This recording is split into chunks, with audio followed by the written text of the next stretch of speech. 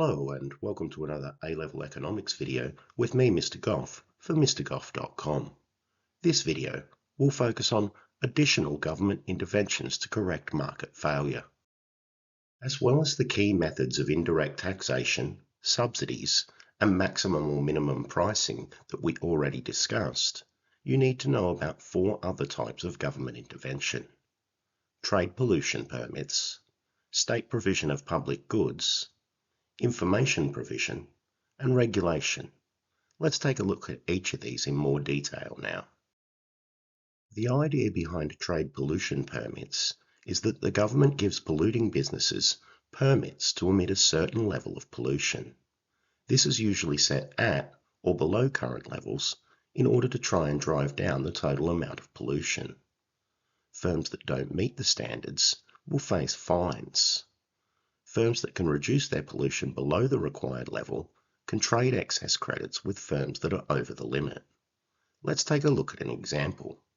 Here we can see two factories that each cause pollution. Factory A is fairly efficient and causes 1,000 tonne of pollution. Factory B is less efficient and causes 1,300 tonnes of pollution. If the government gives out a permit to be able to permit 1,000 tonnes of pollution, and then each company responds by doing their best to reduce the amount of pollution they create, then our factory A might reduce their pollution output to 800 tonnes, while factory B, which is less efficient, is unable to make the required savings but gets down to producing 1,200 tonnes of pollution. Factory A is able to sell their additional permit for 200 tonnes of pollution to Factory B.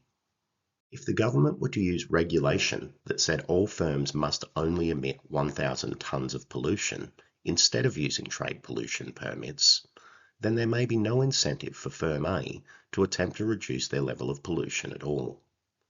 While we might get more fines from firm B, the increase in fines may cause firms that find it difficult to reduce their pollution levels to relocate to another country. Trade pollution permits are also able to take advantage of the fact that it may be easier and more cost-effective for one firm to reduce their pollution than for another firm to do it. The maximum benefit to society will come where pollution is reduced with the lowest overall cost. Therefore, trade pollution permits can be more efficient than regulation in this area.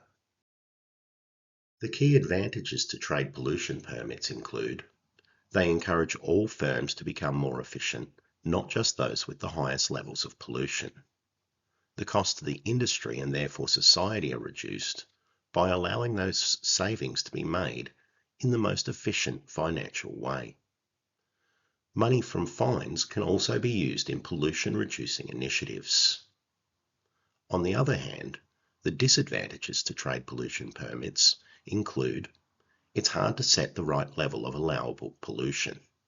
If the level is set too high, then firms may have little incentive to reduce their level of pollution. If it is set too low, it may be too hard for firms to achieve, and the additional costs may cause them to relocate to another country. There are also administrative costs to trade pollution schemes and how they have to be enforced. The state provides public goods like street lighting, police, the courts, and prisons that would not be provided at the necessary levels in a free market. The state also provides some goods and services with positive externalities, such as education and health. Advantages of state provision include: it increases the consumption of merit goods like education and health services. A better educated and healthier workforce is likely to be more productive, and so this is an advantage for the economy. It also ensures everyone can access certain goods. That is, that regardless of your wealth, you'll be able to access health services and education.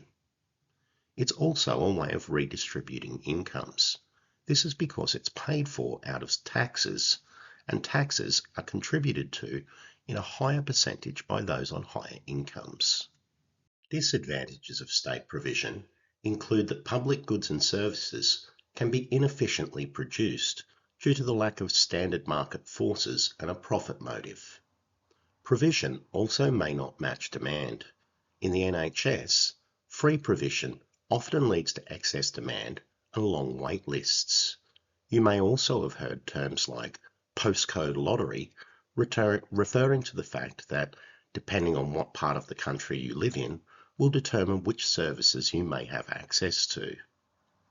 There is also an opportunity cost to all government spending, so some people will disagree with the amount that should be spent on areas like health and education.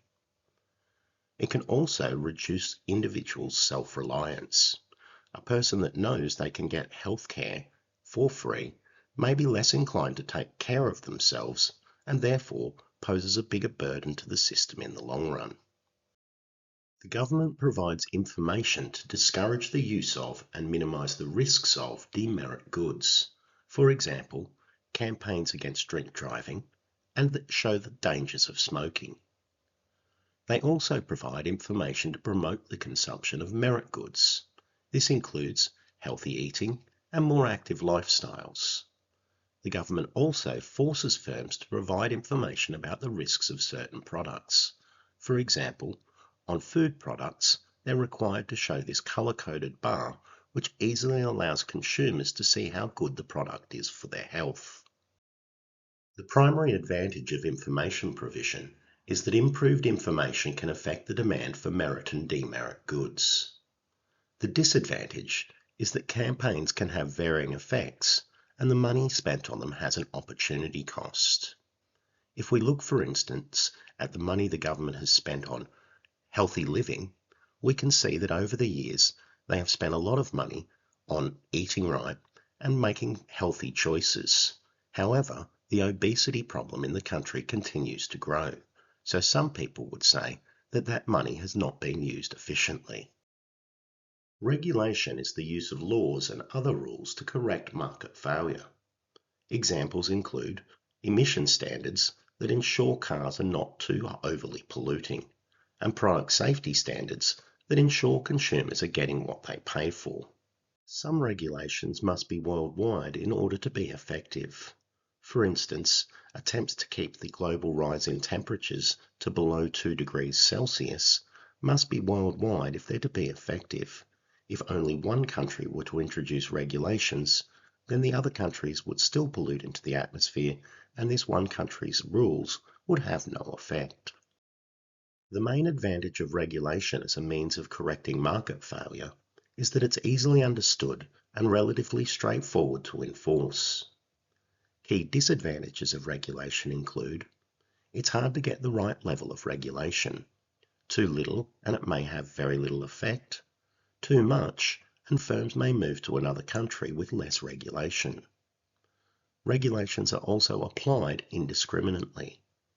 As we saw back with our trade pollution permits, this can be a problem where it doesn't take advantage of the fact that one firm may have an advantage over another firm in being able to meet the regulations.